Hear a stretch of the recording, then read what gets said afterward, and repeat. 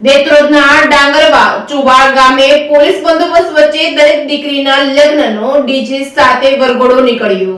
અમદાવાદ જિલ્લાના દેત્રોદ તાલુકાના ડાંગરવા ચુવાડ ગામે પોલીસ બંદોબસ્ત વચ્ચે દલિત સમાજની દીકરીના લગ્નનો વરઘોડો ડીજે સાથે ગામના જાહેર રસ્તે કાઢવામાં આવ્યો હતો।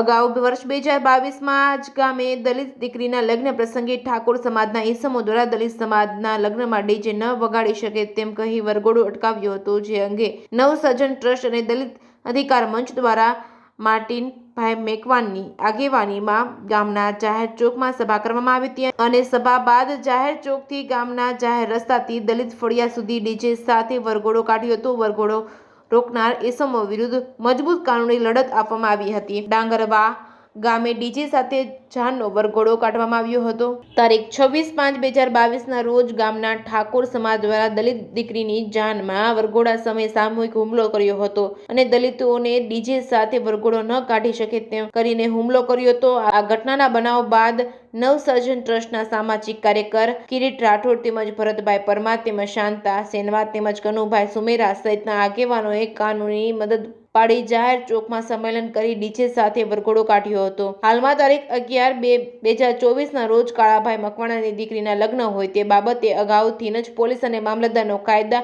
વ્યવસ્થા જાળવવા અરજી આપવા વિરમ ગામના સામાજિક કાર્યકર કિરીટ રાઠોડ તેમજ કનુભાઈ સુમેરા એ સહકાર આપ્યો હતો। ચુસ્ત પોલીસ બંદોબસ્ત વચ્ચે વરઘોડો કાઢવામાં આવ્યો હતો। રિપોર્ટિંગ બાય અફઝલખાન પઠાણ સાથે બહિલોલ મલેક, સાણંદ।